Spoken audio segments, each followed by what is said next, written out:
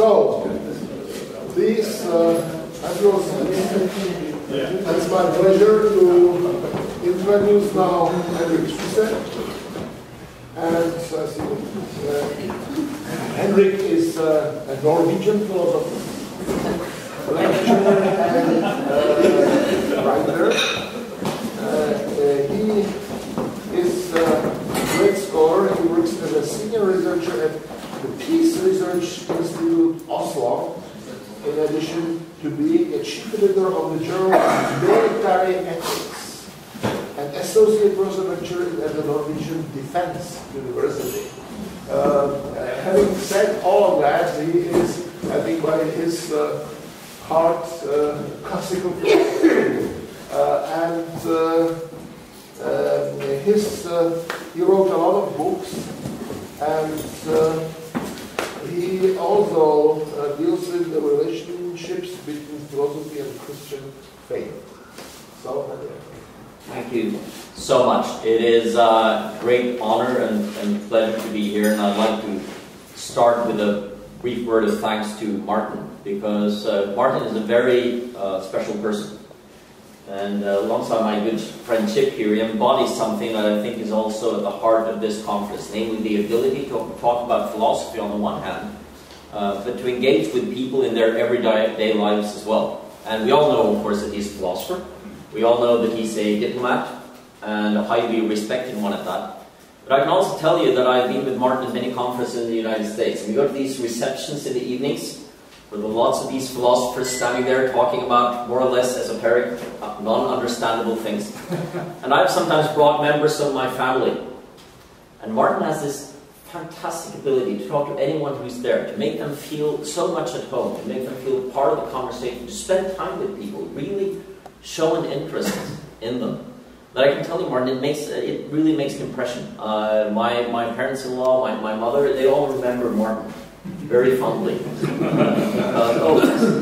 He has this sort of presence. And when he invited all of us in what is called the Eric Vogelin Society to his then home in Washington, D.C. in 2005, that's one of those magical moments. And of course with the swimming pool and everything that a diplomat has, but it was nice in a human sense as well. And it reminds me of a great story that illustrates this meeting between philosophy and everyday life. There is this boss who's going to have a work dialogue with one of his employees, and he wants to make it more philosophical. So he starts by saying, "Today I want to talk to you about who you are, and where you come from, and where you're going." And the guy responds, "Well, that's easy. Jack, the toilet, the canteen." It's trying to find that meeting somehow in between what Vogelin, building on Plato, would call the medici. And it's, I guess, what we're trying to do here during this conference as well. So thank you so much for inviting me. I'd also like to add that it is for me a very special thing to be here. I've been to Prague before, but it always fills me with a certain awe, because my father was a politician who was very much formed by the Prague Spring, by everything that happened in Czechoslovakia at the time. This was the stories I was told as a kid in the 1970s. And then, as coincidence would have it, he was Prime Minister of Norway when the Berlin Wall fell. And two of the people that he had the pleasure of being with in 1990 was Alexander Dubček and Václav Havel. They made an enormous impression on him. And we have these pictures at home because I think it filled him with a sense of awe, not because these are only heroes, you know that, they are human beings and they have their different sides, but because they embodied this fight against tyranny, and suddenly they were there in the open. And he hosted a conference in Norway in 1990 on the concept of hate and the fight against hatred, and two of his guests were Václav Havel and Nelson Mandela. And I studied in the US at the time, and I remember he called me and said, "It's quite incredible to be with these two people and notice that they are not bitter. How is it possible, after what they've been through, not to be bitter?" But they were not. And I think it was partly because of the things we are talking about here, that they had this sense of having fought for something that is beyond what is clearly communicable in words, let's say beyond, and that this gives a sense of both dignity and responsibility to what they're doing. So that prefaces what I'm going to say. I'm now going to try out a train of thought that I thought of not on a train but on a plane some weeks ago. And suddenly I realized, hey, I want to discuss this with this group. So we'll see how it goes. So please indulge me. I promise not to spend more time than necessary, which will be about 3 or 4 hours now.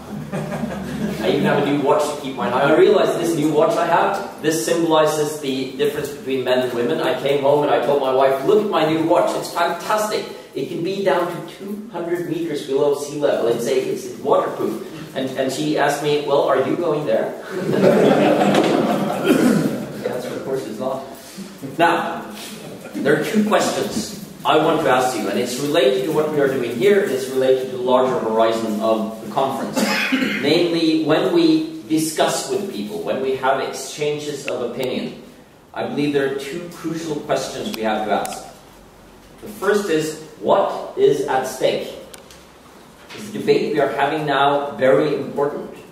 Is, for instance, life at stake, or is it purely based on some interest? The second debate can be important too, but of course it should be engaged in a slightly different manner, if not that much is at stake. And the second is a question that is surely Havel-inspired. What role do I play? What is my role in the exchange we are having now? And I see 2 problems associated with these questions, and I will associate them with 2 names. The first I call the Grover-Norquist problem. Does anyone know who he is? No. An anti-tax advocate in the United States who has made a pledge for no new taxes, whatever happens under any circumstances. And he uses a sort of language which is not all that unlike the sort of language you will find among people who fight for what is truly important. He will say that this is about the future of civilization. And the question is whether you adjust a certain tax bracket. And I would say that that is a travesty of communication. Because you misuse existential seriousness and you create ideological difference.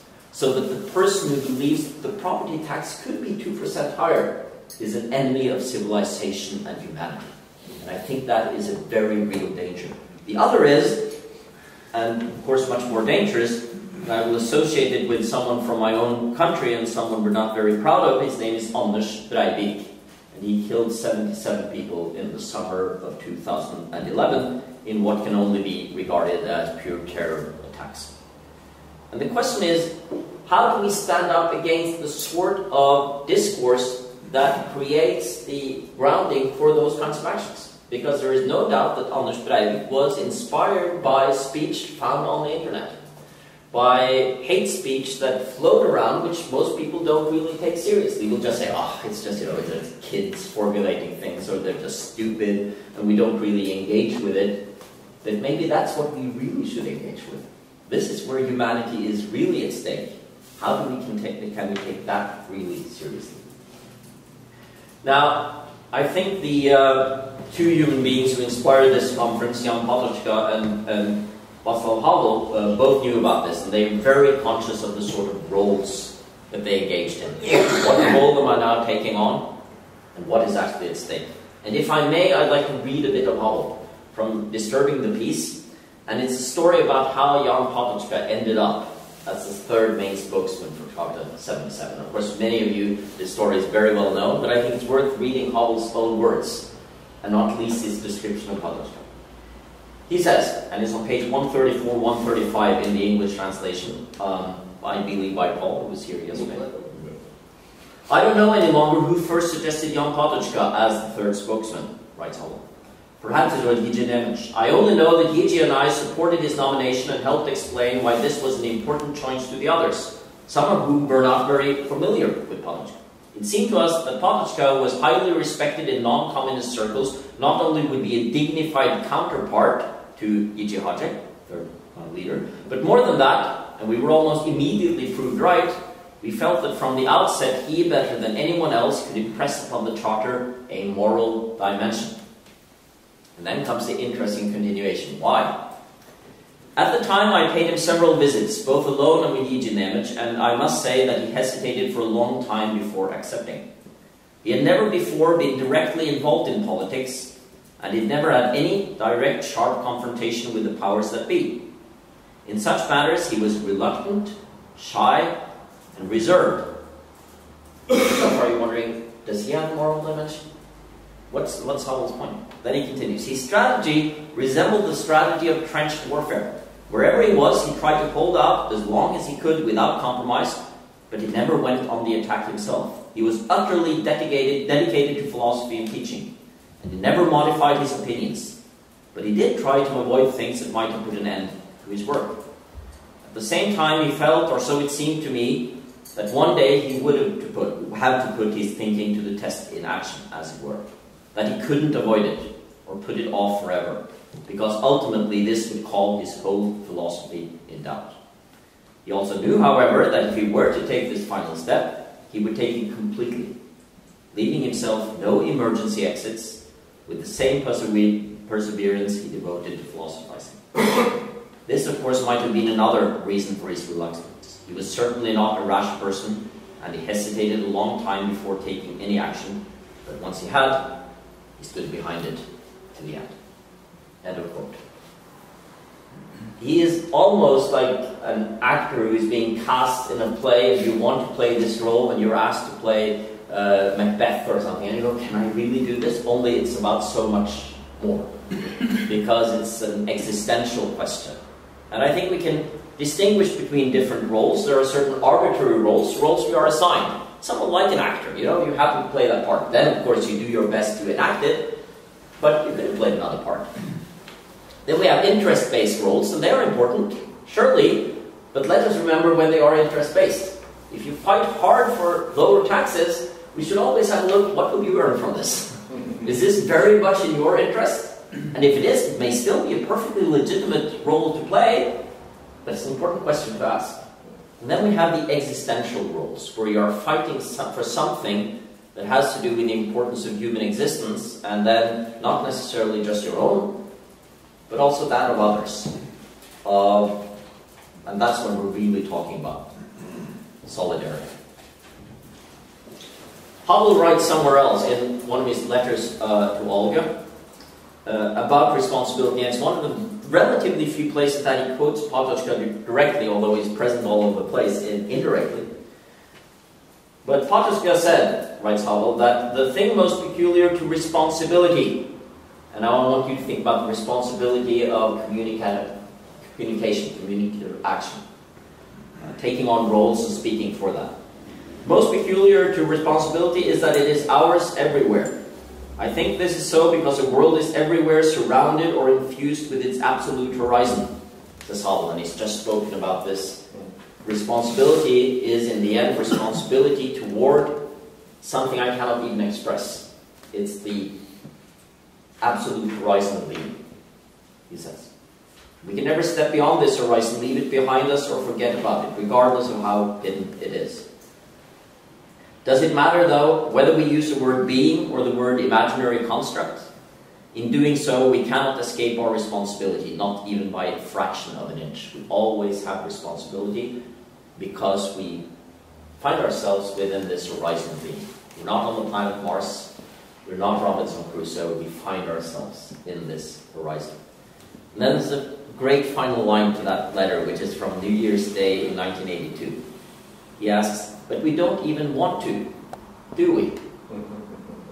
And that is what we have to ask in this modern world of social media, with the internet, with an enormous amount of arenas for expressing our thoughts.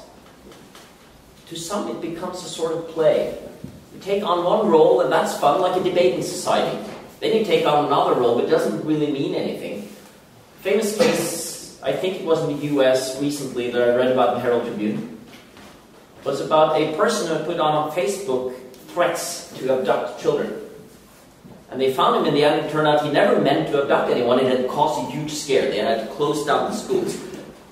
Police was everywhere. They were wondering, is there a lunatic here? What is going to happen? These things, of course, do happen chillingly from time to time. And he explained, well, he just wanted to check out the reaction. It was kind of fun just to see, hey, let's try it out. I'm not saying that this is a new phenomenon. but it's new when you can reach 10 million people by just pressing a button. And then, of course, and we hear that a lot of the time when people are asked, why did you say this? Well, it was just for fun, I wanted to try it out. But sometimes when we're talking about things that have to do with existence, with deeply moral questions, more is at stake. Don't we have a sort of responsibility for the way in which we communicate? Present-day discourse has, of course, changed enormously since the creation of Cart 77. We talked a little bit about that yesterday. With the internet and social media, the arenas for voicing opinions have been vastly enlarged, for good and ill. Mostly for good, I would say. But the room for voicing even the most hideous of opinions and finding thousands upon thousands who can voice agreement with those opinions and, for instance, take part in plotting the most outrageous of actions is of a very different, more chillingly effective kind today than it has ever been before. Have you ever taken a look at some of these extreme right-wing sites that inspired someone like Breivik? It's chilling. Also because quite a lot of it is well-written and seemingly coherent. At the same time, of course, the room for free discourse that can correct and balance such opinions is also large, and in most of our countries at least, mostly secure. So the one-way propaganda of brutality or of dull meaninglessness that to a large extent characterized Central and Eastern Europe just 30 years ago, and you've written insightfully about that, is in our part of the world a thing of the past. So we have this staggering, almost bewildering array of arenas of freedom. And then the question is, how do we act responsibly in this world? So my suggestion to you is, as I've already indicated, that we need to have a serious debate inspired by thinkers such as Patočka and Havel on the sort of roles we inhabit. And when we are in debate, such as in a room like this, have to ask ourselves critically, what is the role I'm playing now and what is at stake? Indeed, more widely speaking, our normative evaluation of acts often hinges on our understanding of the roles people play. Doesn't it? I mean, sometimes an act that would be clearly disallowed by someone inhabiting one role is equally clearly acceptable for someone with another role. A boxer, for instance, is allowed to punch another human being hard while in the ring, but would not obviously be allowed to do so, inside or outside the ring, without that clearly defined role. You say it's okay for the boxer, it's not okay for someone else. The ways in which roles affect our moral evaluations are arguably more complex than what is often acknowledged. Let us therefore explore together some important aspects of this complexity, linked to the morality of communication and the way in which you communicate dignity and solidarity through communication. My thesis is that human beings sometimes hide behind roles in ways that obscure the real moral debates we ought to have, or that make those debates that we do have much more intractable and confrontational than they need to be. In other cases, we don't appreciate the substantive seriousness beyond the role, and therefore instead end up with cheap ad hominem debates. So we don't have to care about that, because it's Chip, you said that, so then you already know why he said that. Sorry about that, Chip. You've never said anything unwise that I've heard in my entire life. Now I'm skipping 3 pages of absolutely a lot of fun, where I debate sports and Arsenal and Tottenham and a lot of other things, but we don't have time for that, so you read that at some other point. So I'll instead step right. I'm talking about sports because it's an interesting thing. How incredibly attached people can become to a sports team. And I know a little bit about that myself. I'm a football, what you would call a soccer fan. But on the other hand, I know deep within me that if I had supported the other team, I would have been equally passionate about that. And therefore, of course, from a moral point of view, I hope that this is a sort of difference towards other people that will not result in violence. Why should it not result in violence? Because I know I could have been the other person. Actually, I, to a certain extent, can identify with the other person. At my best, I admire the other person. I like the fact that you have this heart for Tottenham, even though I support Arsenal, whatever. It sounds strange when you pronounce these things in American. Arsenal. It's Arsenal football team. There you go. Or when the Czech Republic plays Norway in ice hockey and beats us 7-0 or whatever. But I will leave that aside. It's a very interesting debate in itself. It's not just a moral debate, it's a sociological debate as well. What I will try to do instead is to be more analytical and boring, and demarcate four archetypes of disagreements. And I think it is important for us to try to distinguish between them and also ask ourselves what sort of role we are playing in taking part in these sorts of debate. The first one is the debate where there is a deep difference of values, by which I mean an underlying difference in very basic informative norms. An example would be deep ideological differences between, say, a democrat and a totalitarian communist. Possibly the one party could appreciate that had I been raised differently or had different influences, I could have held the views held by the other party. And thereby you can have a certain sympathy, you can even feel sorry for the other person. But this in no way changes one's antipathy towards the views and underlying values of that other party. You don't relativize it. It's not, oh, it's not that important. We could put it another way and say that neither the loyalties nor the opinions are simply transferable. If I were to say I now take this, I'm not a Democrat anymore, and I join the fascist party, no. Then that would also change something very deep and important, and I would be morally repulsed by doing that right now. The second category would be the milder case of political differences within a democracy that is open to deliberative debate. Those are some of the sorts of debates we've had here. Again, views held are sincere, and the difference of opinion can likewise be deep and real. Let us use, in honor of Chip and others here, American political labels. The conservative Republican cannot simply become a liberal Democrat by being offered better pay or a more enticing job in the Democratic Party. The differences in opinion can indeed be substantively argued by both parties, and both would most likely point to some underlying difference in values as a reason for those differences. However, in this case, enough values are held in common between the two parties for the debate between the parties to make real sense, not just as an exchange in an area of incompatible views, but as a possible venue for changing the other party's opinions, or if not those of the other party, at least those who listen to the debate and take an interest in the arguments, wherever they may originally have their loyalties and views. We are discussing real things, and it's possible for the other party to say, that's a good point. Have to think that through again. That taxation question, that was actually quite difficult. There is no assumption that the views and values of the two sides are so incompatible that a change of opinion would also lead to a wholesale change of one's basic worldview. Sometimes, of course, that may happen too. We have called a talk about shaking and shattering and these things here. Paul Tillich has this wonderful expression, the shaking of the foundations. And this happens sometimes in life, when you suddenly realize that the thing I've stood for all my life, it doesn't hold. But what I'm talking about here is the situation where you can actually meaningfully exchange views. And so a conservative, for instance, can be led to believe differently about gay marriage or weapons regulation or whatever, taxation, as a result of an open exchange of views. Or even if the views held are the same after the debate, at least such a person could come to understand and respect why the other person holds his views. If it's for me, I'm not responsible.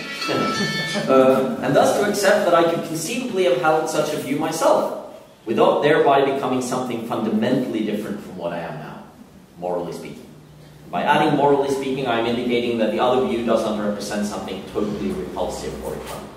Sometimes, don't we find ourselves in debate that are between these two categories. I know many of my American friends who would say that when they debate with the NRA, they are not sure how much they can respect the other party. But on the other hand, then the venue can mean a lot, can't it? You know, the forum of the debate has. If it can take place in an institution where we are both given equal time to talk and we can answer each other, then that helps a lot. If both parties at least accept the procedures. That's what John Rawls would call a procedural justice. That helps. When you have the procedures in order, then we may not like the final result anyway, but at least procedures are. The third category would be the rather typical case of assuming opinions because it is expected of you, but where nonetheless one tries these opinions before a court of one's conscience and of one's other beliefs. An example could be the case of a journalist becoming an editorial writer for a newspaper which is, let's say, moderately conservative. This leader writer has been chosen for her obvious intelligence and writing skills, but she has no strong conservative political views to start with. However, she is told what the newspaper stands for editorially, and she tries to come up with the best ways of arguing that position. She will not write anything that strongly conflicts with deeply held views she already holds herself, but will otherwise do what is expected in that particular position. The role, I would say, of the editorial writer is actually a really interesting one, since she does not sign her pieces. Thus, she can somehow hide behind the facade of the newspaper or the media outlet. But I am assuming that she would not write anything that she finds morally or politically repugnant. In theory, this editorial writer could switch to a liberal or social democrat newspaper and perform the exact same services, and with the same restrictions vis-a-vis deeply held convictions. Do we find that problematic? I don't know. I mean, a lot of roles, we are, after all, formed by the role we have. If you're a CEO, you probably argue in favor of moderate wages. The same person as a labor union leader would argue in favor of higher wages. And I know of people who have been in both positions, and you switch. And to a certain extent, I think that can be morally acceptable, as long as you're aware of what you're doing, and as long as you have a certain limit to what you would do. There are certain things I would not argue under any case. Can you please be our pro-slavery spokesman? No, I will not. Marketers come across this all the time. I have ethics classes for marketing students. And I've been told by some of them that my classes have given them an existential crisis. And I'm really sorry, but when they explain what that is, I realize that that's probably a good thing. Because they suddenly started thinking through, can I be the spokesman for Marlboro? Do I really want to? Or do I want to portray this scantily clad women because I will have no choice when I'm there? I cannot say, no, I don't like this. When you're there, you have to do it more or less wholesale. And so they have to ask themselves these questions. Finally, my fourth category is the case where the positions taken are simply a result of the position one is in. And this is where the debating society comes in. I'm sure you've heard that expression. You have that a lot in English-speaking countries. This is a society where you are simply told to defend a certain view and then defend it as convincingly as possible. Later that same evening, you can switch and equally passionately defend the other view. It's also a little bit like the civil service, right? I mean, there's a great English TV series called Yes Minister, and the permanent secretary, Sir Humphrey, is once asked by James Hacker, but don't you really believe in what we're doing? They answered, believe in? How am I to believe in that? Then I would believe in comprehensive schools the one day and private schools the next day. I would believe in lower taxation the one day and higher taxation the next. I can't believe in this. I believe in the system. He says, I believe in doing this properly. But I take on whatever you tell me, Minister. Of course, he does more than that, but that's another aspect of the series. But once again, I would think with a limit. We know this chillingly, don't we, from totalitarian regimes. Huge debate about jurists and the Third Reich. Many of whom said that they abhorred the anti-Semitism of National Socialism, but nonetheless judged Jews' prison sentences merely because of their racial origin. And then they would defend themselves afterwards and say, I just had this role. I just took on whatever. I'm like an actor. They told me to defend it. But we would say there's a limit even to that. But of course, these contexts can make it unproblematic. You know, at 7 p.m. you can argue passionately the case for man-made climate change, and at 9 p.m. you cannot equally passionately argue the opposite. Or more substantially and more importantly, if you take on a role in a court case as a defender of a putative criminal, that's the role you take. Which finally leads us to one case I wish to look more closely at, and it may seem a bit light-hearted and funny, but it's not. Because I think it goes to the heart of this in a very interesting way. And that is the debate between then Secretary of State Hillary Clinton, this goes back approximately 2 years, and her very strongly worded criticism of the New York Times and other media outlets for publishing findings from WikiLeaks. Remember that one? It's an interesting case, and I have a lot of respect for Hillary Clinton, I have a lot of respect for the New York Times, but it's an interesting sort of debate to analyze. Because at the time, the chief Washington correspondent for the New York Times, seasoned reporter David Sanger, took on much of the task of defending the newspaper's position. These two strong personalities and prominent public figures argued in distinctively moral terms about a crucial issue within a modern democracy, whether or not it is right to publish classified documents. We can leave the fine print aside here, such as whether even a defender of such publications should nonetheless refrain from publishing what could be a danger to national security, which the New York Times said it did, and also who would decide what constitutes such danger. I'll leave that aside. The core positions of the two parties should be clear enough. My assertion is quite simply the following. These are two public figures who, given their interests, talents, history, and intelligence, could both have held the position of the other. In an only slightly different world, it would not have been hard to imagine Hillary Clinton as the chief Washington correspondent or the chief editor of the New York Times. And had he chosen a political career, Sanger could have been a government minister, possibly even a Secretary of State. Indeed, both could have maintained the same basic political views and values, I assume that they actually have, and the same passionate interest in politics. The only difference in the hypothetical alternative scenario would be that the one had gone for a career in journalism and the other in politics. And this quite naturally leads to the assertion that in this slightly different world, they would have held the exact opposite positions to what they did. And I think they know that. Furthermore, it is not unreasonable that the debate becomes so heated exactly because of this. Both parties feel that the other party ought to have more of an understanding for the position that one has oneself taken, given the fact that the position more or less automatically follows from the role. That is what an editor of the New York Times will say. This is what a foreign minister says. Notice that in this case, both holders of these roles hold the other role to be perfectly legitimate. That's different from the spokespersons of Part 77 talking to the Communist Party leaders, because they would say that the Communist Party of Czechoslovakia is not a legitimate institution, in many ways at least, and that therefore we can criticize you on a much deeper level. While surely angry and impatient with the press in a case such as this, there is no indication that Hillary Clinton has ever held a free press in general, or the New York Times in particular, to be illegitimate institutions. She also believes, I assume, that the chief correspondent and his or her editor should be fiercely independent of political institutions and sometimes publish against the wishes of those institutions, and vice versa. I take it for granted that Mr. Sanger holds the same view about the office of the Secretary of State and the attending duty of that office to keep state secrets away from the public. Now, where am I going with this? Well, I feel that in these sorts of heated debates, and we need them, they're important, just like the debate between the defense and the prosecutor in a court case.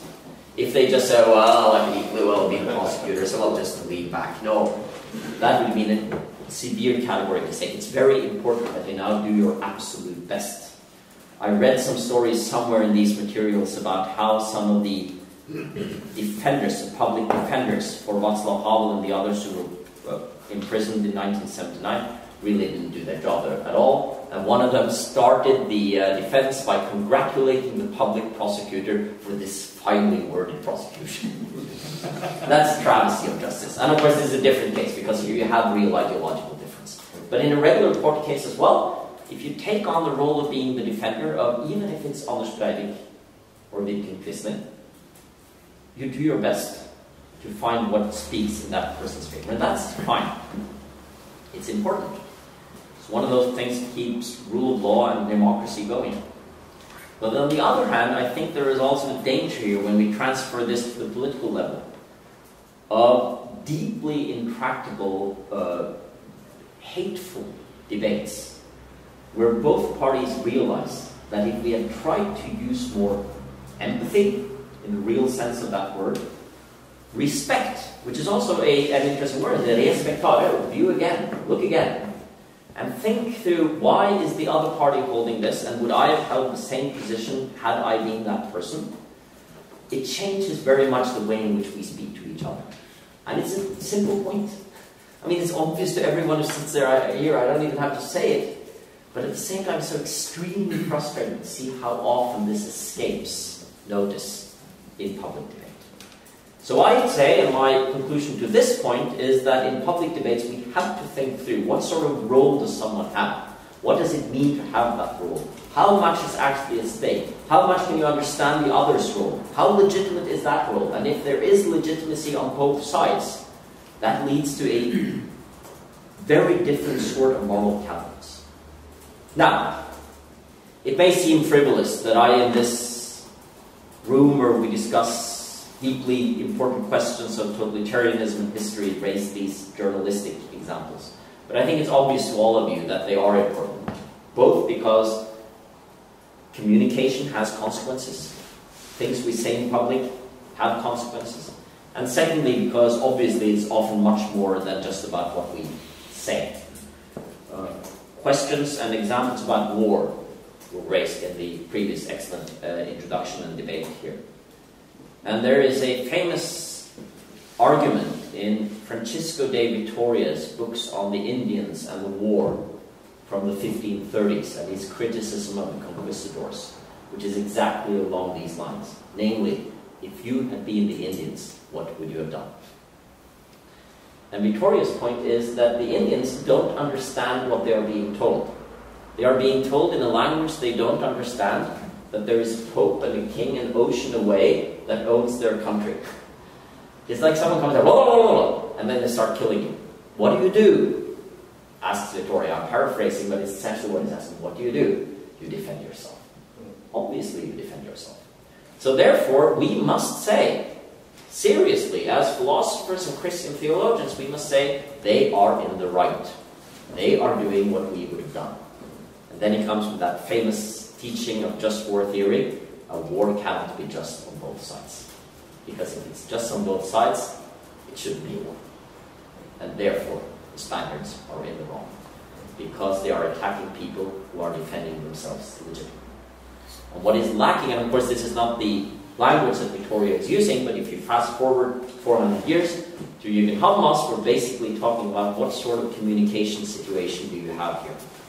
Do you listen to the other party? Do you create a sort of room where you have what is called an ideal speech situation? Clearly, just because the language is nothing else. It was as unideal as possible. And you remember what this led to. Some of the worst massacres in early modern times.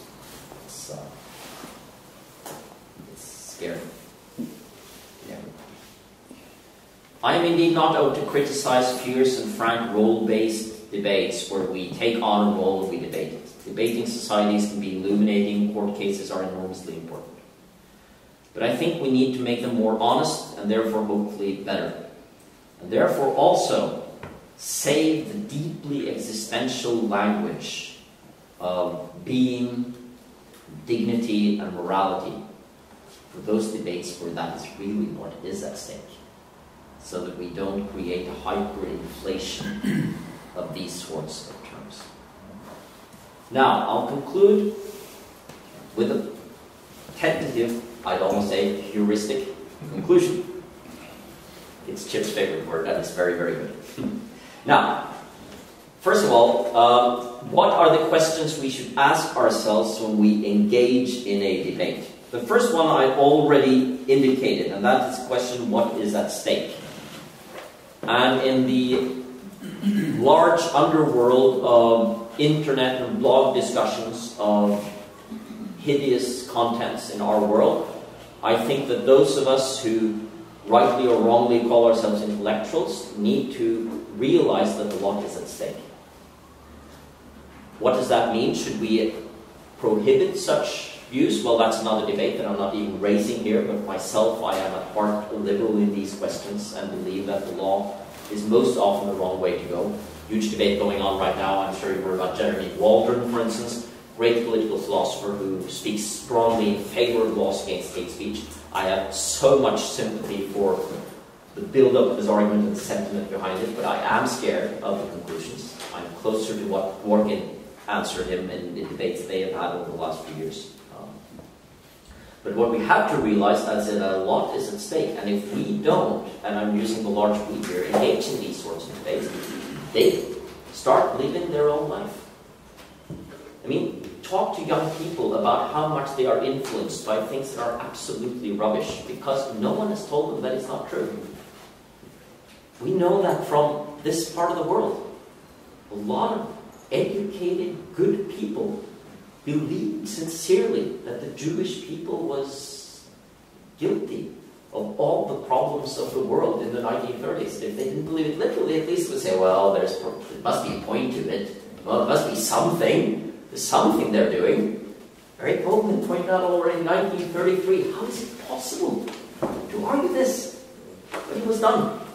And a lot of people, I mean, that is obviously why so many of us still, to this day, even if we didn't live at the time, are angry in our souls with Martin Heidegger.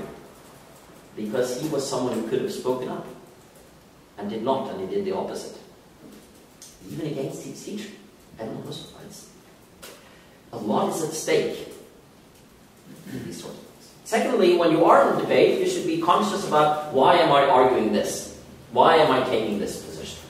And if then you are the CEO of an oil company and you're arguing fiercely against all this climate change rubbish, you must ask yourself, would I argue differently if I had been the head of Greenpeace?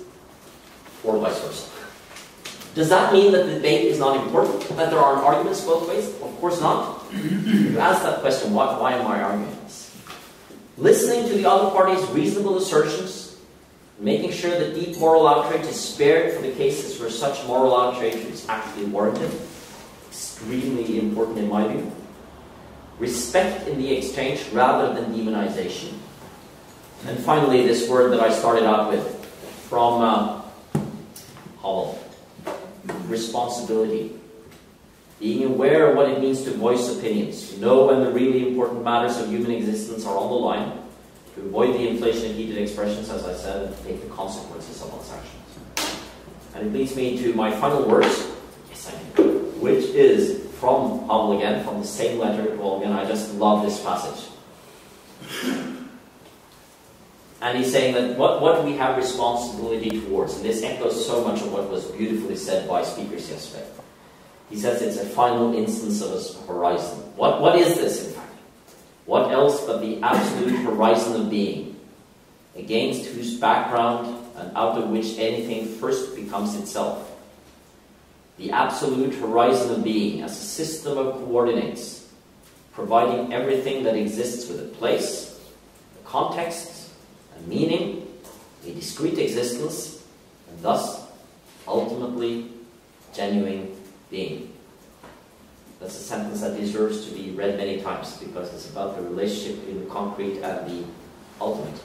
It's a meaning between communitarianism and liberalism, let's put it that way. And I'll just read one more line, because this is about responsibility.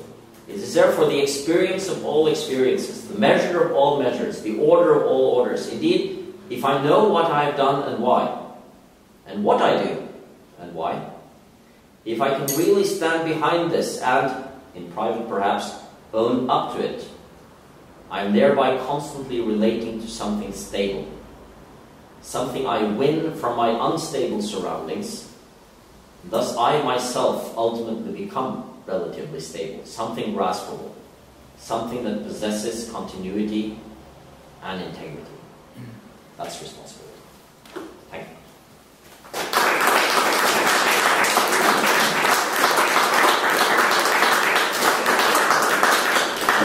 Well, again, start with a quick question. Yes, please. Just going back to a conversation between Patočka and Havel. What about your four categories? What role and what's at stake there in this particular conversation? It's a great question. And the second question is even, I would say, more tricky. What about thinking, dialogue that Syse has with some other formats? This dialogue which is silent, but which is very important for us to find our roles and answer the question what is at stake. The first question is, of course, not of course, but that's a great question. But the reason why I quoted this passage from Havel is exactly because I see the way I interpret him, and you, of course, and several others here knew him. But the way I interpret Patočka here is that he is consciously realizing that he's moving from one role to another. And he had a role as a public intellectual to a certain extent, but that moved within one sphere of debating, where you did not, even if you debated existential questions, did not push that beyond a certain boundary, because you had the role of a university professor. So these are the things that you do in that role. And there may be other times when you have to step up and do something much more, and that's of course what he was convinced, that this was the right time to do it. And that is, of course, an important thing to always remember. You know, should I do this now or not? There are many teachers here, right? I remember discussing some years ago with a friend of ours, with Brendan Purcell, great guy who's a Catholic priest but also a teacher of philosophy. And he says, when I'm a teacher of philosophy, I have that role. And there are certain things I just don't say. Even if in other situations when I'm a priest, I will say it very differently. Am I then being dishonest? And he said, not at all. I would never say anything that's dishonest, but I, as a teacher, can passionately teach to them, not passionately in the sense of trying to convince, but I can teach Nietzsche, or I can teach someone with whom I deeply disagree about something. But I teach it. It's my role. It's a role I take on. But when it becomes existential, then maybe you have to say and do different things. And I think that's exactly what we're seeing. Then, of course, there's a question, the second question, which can be understood, I guess, in several ways. I'm sure others here have wiser things to say than I do. What I think of when I hear your question is this debate, academic debate, partly with yourself, the inner dialogue, partly a quiet debate between academics, how much is at stake in that? Because what people often say is, oh, it's just, it's only academic, they say. It doesn't really mean anything. But of course, a lot of the time we believe that the things we are discussing are the most important ever. How do we communicate that? How do we actually realize that things are at stake? And then the other question is then, should we all have the responsibility to dedicate ourselves primarily to the things where a lot is at stake? Or are also the other things important? I have a friend who wrote his doctorate on the change in Russian verbs between 1880 and 1890. I love that because he's a passionate person. And I have a hard time getting the passion for that. When you spend 4 years with that. But on the other hand, I'm very glad I live in a society where people do that. Because I somehow think of him, and I don't mean this negatively at all. It's sort of under labor. Because he is much smarter than I am. But in the scheme of things, if you have no one who mows ground, and you actually think that this is so important, I mean, he just loves this, then there are a lot of other things that won't go on in society. You need that too. You need people who have passion for that. Of course, if you started killing people over the Russian verbs, it would be much worse.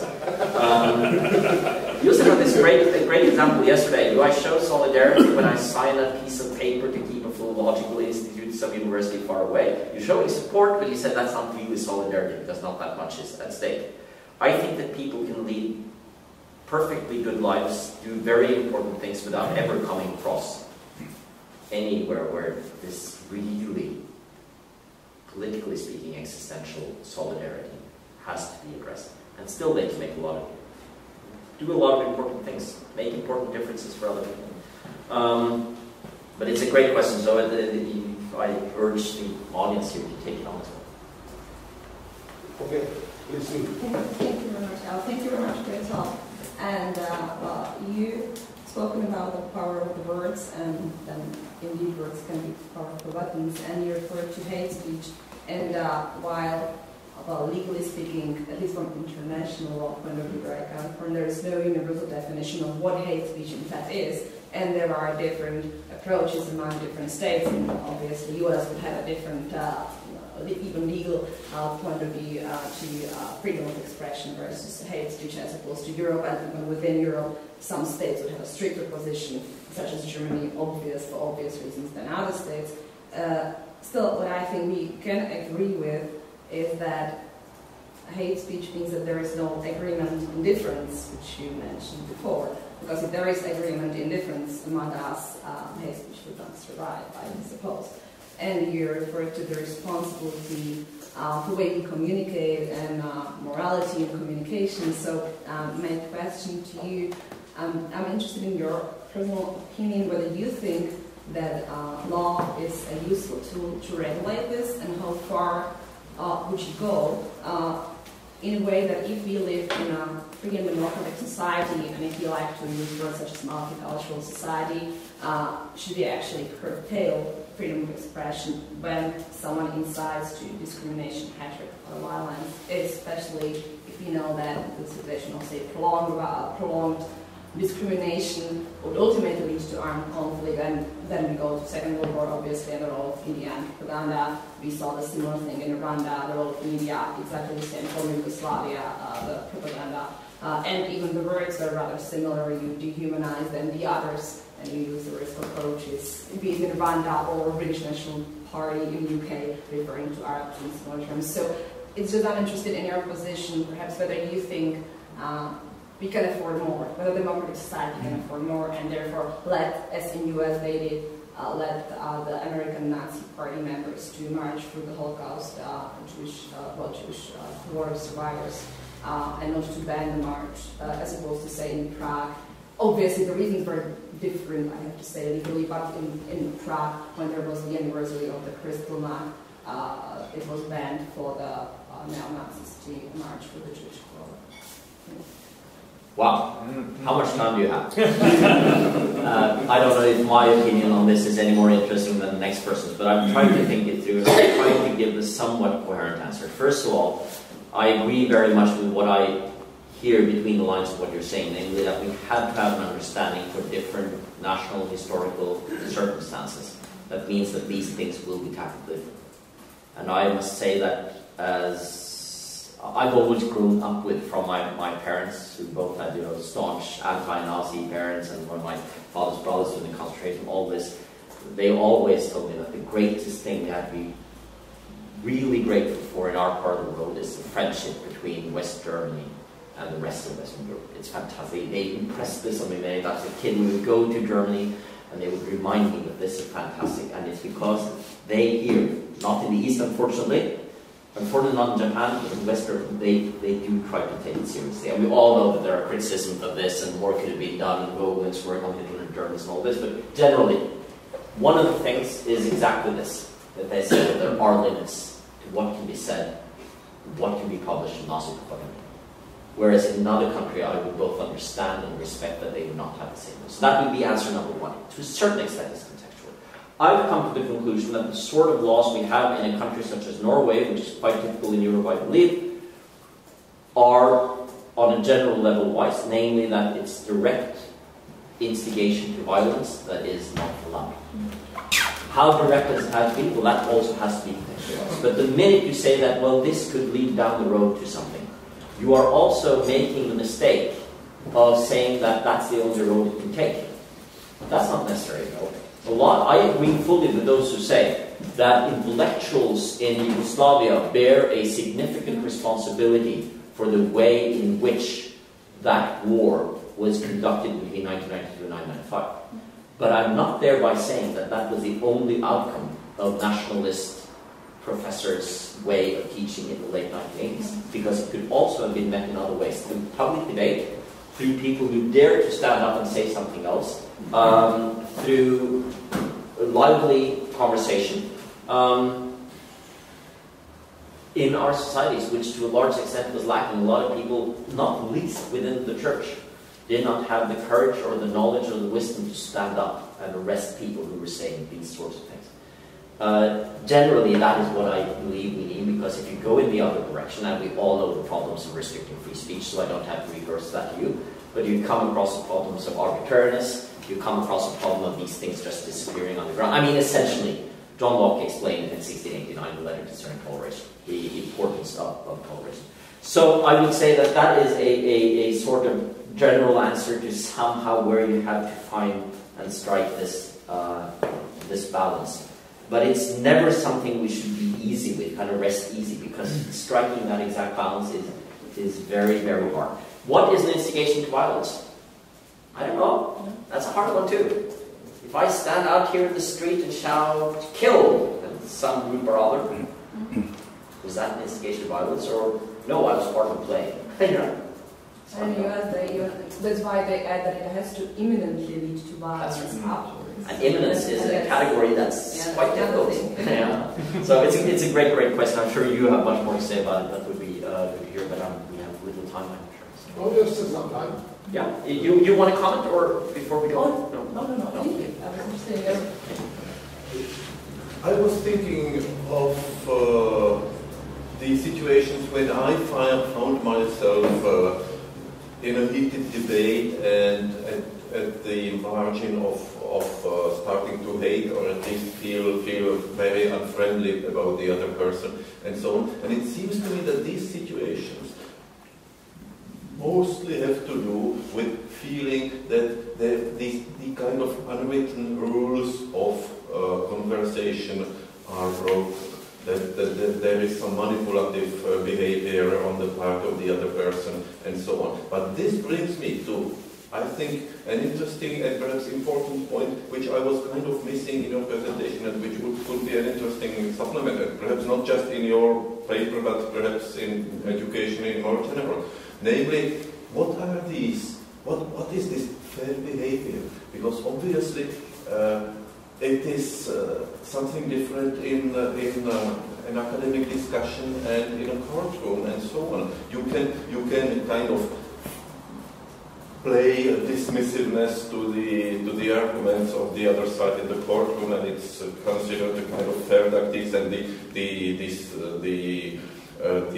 state defender and the advocate would just then shake hands and congratulate one another after the kind of behavior that somehow would be felt very, very unfriendly under different situations. So it's perhaps like in the sports you mentioned, there would be different rules of conduct. In judo, there are techniques that are forbidden, which would be allowed in other kind of conflicts.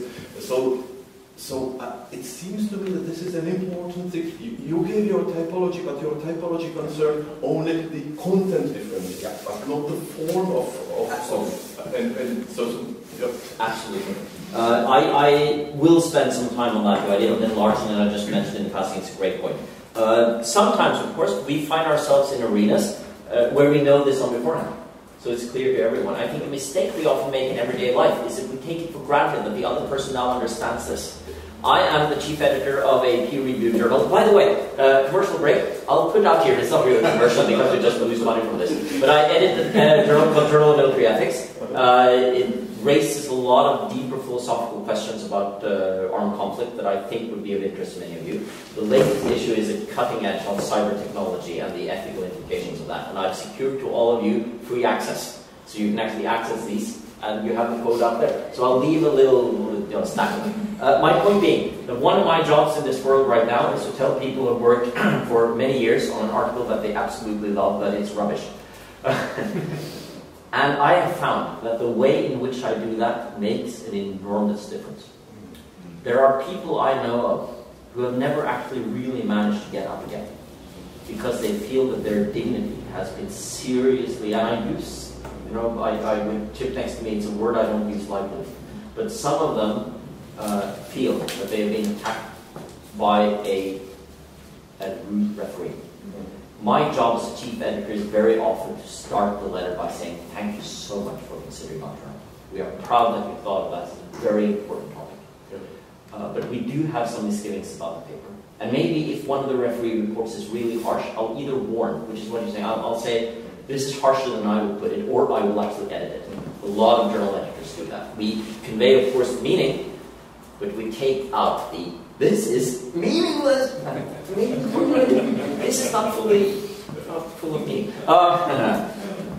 You see the point. Therefore, I think we have to realize that in some cases we have to explain the context, and in some cases, of course, we obviously also have to challenge the context. I've done quite a lot of work on interrogation techniques in the armed forces, and what happened under the watch of Don Rumsfeld in the United States was that an ethos in the classical sense of the word developed, where suddenly it was okay to do a lot of things that are actually disallowed. And they thought the individuals who did this, ironically, are the only ones, in most cases, who have gotten any sentence, because the people further up have just gotten off with it, and Don Rumsfeld continued as Secretary of Defense for 2 more years.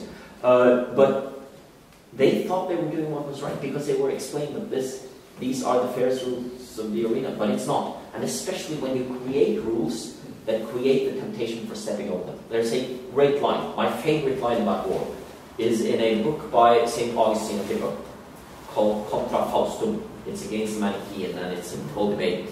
Well, it's about all kinds of things, but there it debates war. And he defends war. He says that in some cases it can be right, but he also admits that there are certain things that are to be blamed in war. And then comes this list, and you're wondering, now will come a list of battle deaths and suffering and all these things. And he says, it's the lust for domination. It's the love of brutality.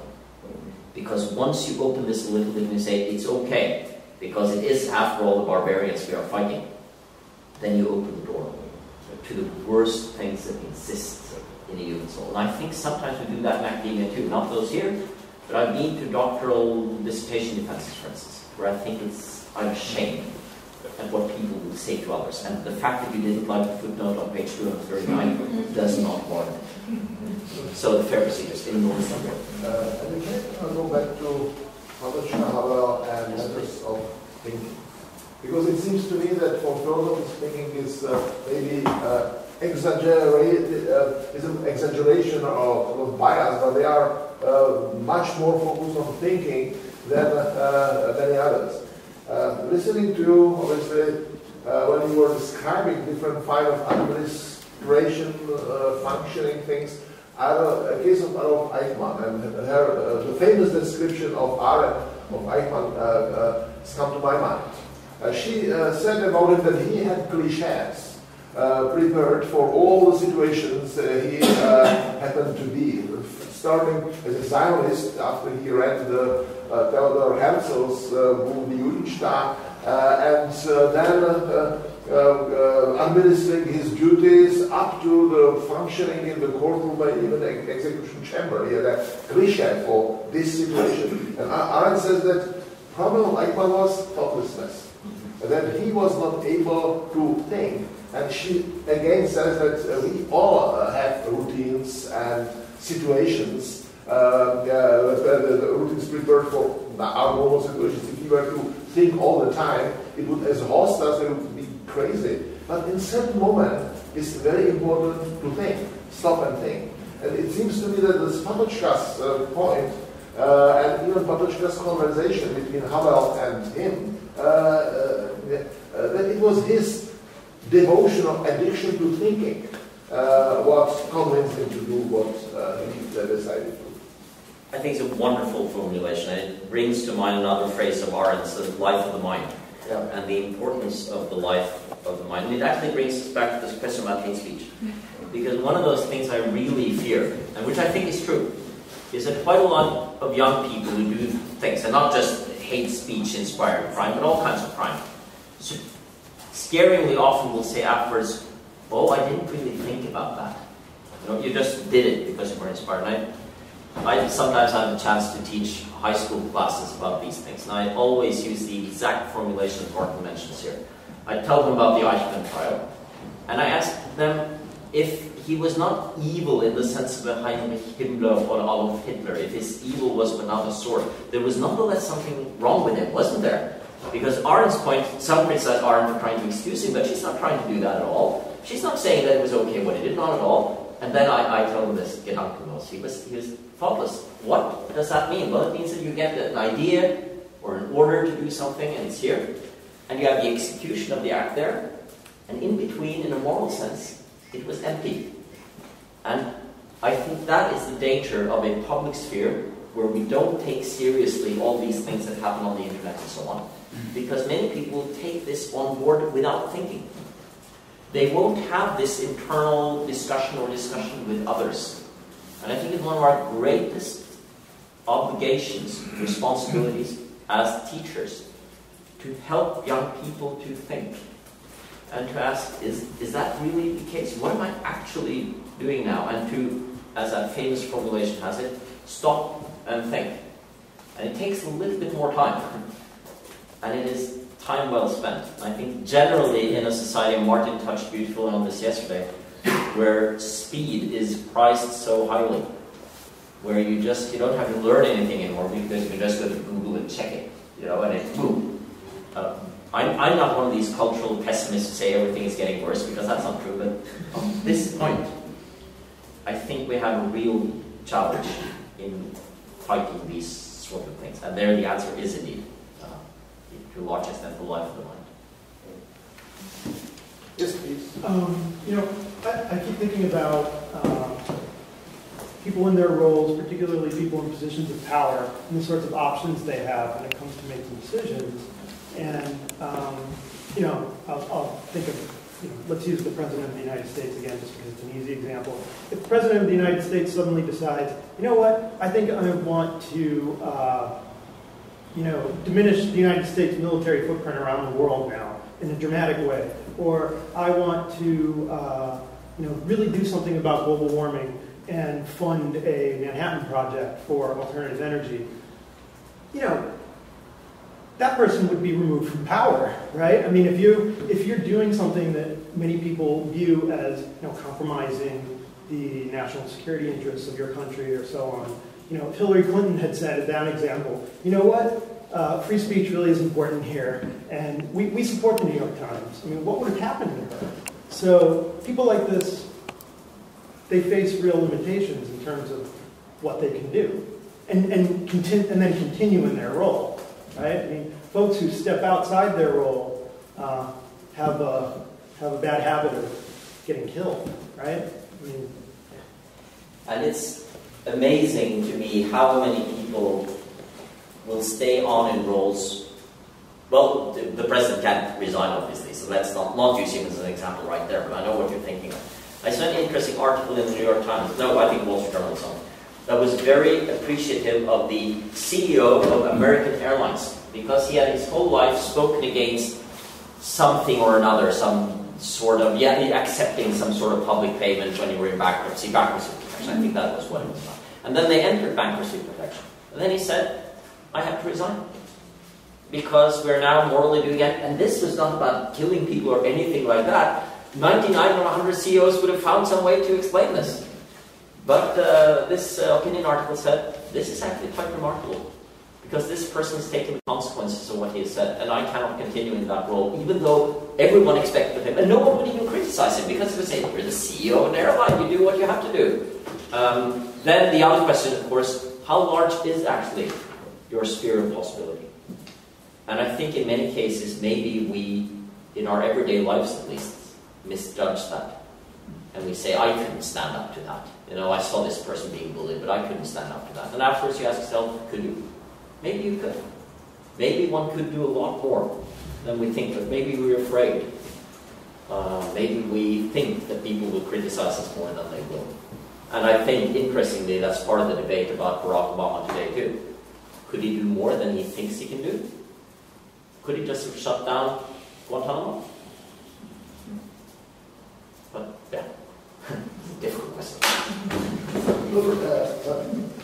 Still, I think that thinking is the only answer we have. Read here a very maybe favorite message of Henryk from Iceland here. This dilemma of King Glasgow, who is supposed to either help the suppliants or to give them to their relatives, and so that they punish. I cannot aid you without the risk of escape, nor scorn your prayers. Unmerciful it were, perplexed, distraught I stand and fear alike. The twofold chance to do or not to do. A deep saving counsel here there meets, and I that like a diver to the depth of dark perplexity can pass and see. How is it? Unconfused. You need to do or not to do. You need to close or not to close Guantanamo and many other things. But if you do that without at least trying to descend to the depth and try to see, when you administer that and just maybe measure the public response to your actions, that's what politicians are to do when this element of thinking is missing. Something is wrong, and maybe in a situation where the world is normal, where you can see this pendulum of democracy going nicely back and forth, where Democrats and Republicans can maybe disagree, but still, when politicians from the United States are abroad, so they have this rule: we are not criticizing the country when we are outside of it. Then everything is fine. But Patočka's argument, I think, is this world is changing, and the First World War was a changer.